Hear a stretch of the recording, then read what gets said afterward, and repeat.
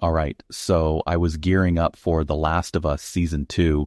I figured I'd rewatch Season 1 to get back into that whole post-apocalyptic mindset. But then I thought, why not switch it up? I'd been hearing about Station 11 for a while. Another Max original, another pandemic-induced collapse, but supposedly a very different vibe. So, I dove in. And let me tell you, I was not ready for what this show did to me. I went in expecting something bleak, maybe even action-packed, but what I got instead was this weirdly beautiful, emotional story about art, survival, and human connection. It's the kind of show that sneaks up on you. One minute you're vibing with the stunning cinematography, the next you're questioning your entire outlook on life. Post-apocalyptic stories usually hit the same beats: survival, violence, and the breakdown of society. Station 11 does something completely different. Instead of focusing on people fighting over food and resources, it asks a bigger question. What happens after survival?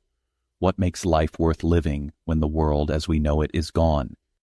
The show, based on Emily St. John Mandel's novel, follows multiple timelines, jumping between the early days of a deadly flu outbreak and a future where a group of survivors keeps Shakespeare and music alive.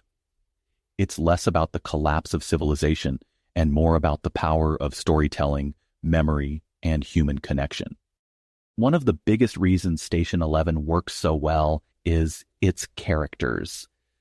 Mackenzie Davis delivers an incredible performance as Kirsten, a former child actress who grows into a fierce but introspective protector of the traveling symphony. Matilda Lawler, playing young Kirsten, is just as good, bringing a sense of wonder and heartbreak to the role.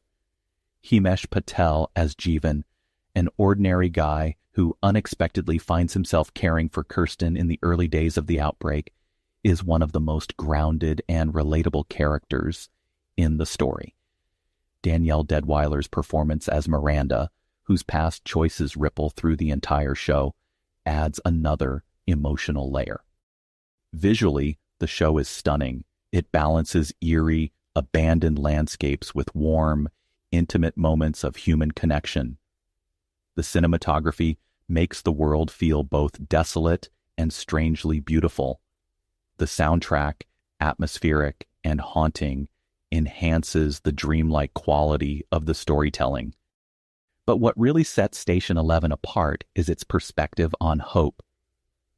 Most post-apocalyptic stories lean into despair, showing how cruel and desperate people can become when society collapses. This show acknowledges that darkness but chooses to focus on resilience instead. The idea that survival is insufficient runs through every episode.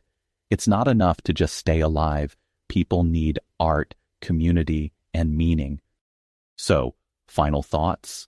Station 11 is nothing like The Last of Us, but honestly, I love that about it. Where Last of Us leans into the harsh realities of survival, this show asks why survival even matters in the first place. It's slower, more reflective, and yeah, sometimes painfully emotional, but it sticks with you. It's less about running from infected monsters and more about holding on to the things that make us human. Now, am I emotionally prepared for The Last of Us Season 2? Absolutely not. If anything, this show just reminded me how much a well-told story can wreck me.